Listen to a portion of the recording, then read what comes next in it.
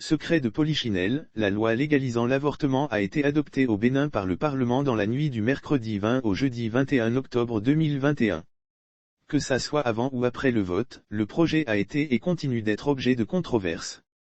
Sur les 81 députés qui composent aujourd'hui l'Assemblée nationale, 2 ont eu au moins le courage d'exprimer publiquement leur position sur la question même si, in fine, ils n'ont plus tenu parole en votant contre comme ils s'étaient engagés au départ.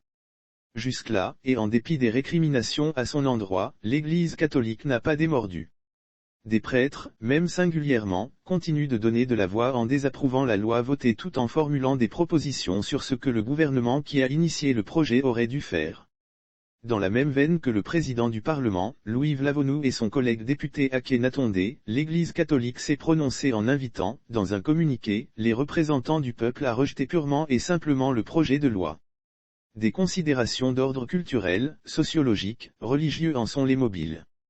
Parallèlement, d'autres acteurs saluent l'avènement de cette loi qui, a-t-on dit, permettra d'éviter les avortements clandestins et de sauver des filles et femmes des décès liés aux complications post-avortement. C'est le cas de la journaliste et activiste Angela Kedja avec son ONG N'aie pas peur qui dans un post sur les réseaux sociaux, juste après le vote, n'a pas caché sa joie. D'autres médecins et spécialistes de la santé aussi. Curieusement, pour un débat aussi sensible et qui engage toute la société, les partis politiques sont restés indifférents. Aucun communiqué officiel pour donner leur point de vue sur la question, qu'ils se revendiquent de l'opposition ou de la mouvance. 5 jours après l'adoption de la loi, c'est le même silence plat au niveau des organisations, associations, qui disent militer pour la cause des femmes.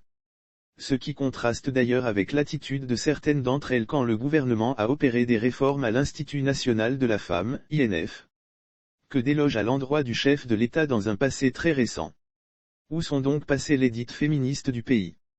En dehors de l'Église catholique dont il faut saluer ou louer la prise de position, qu'en pense la communauté musulmane, l'Église évangélique, les méthodistes, l'Église du christianisme céleste, les syndicats, les gardiens de la tradition, etc.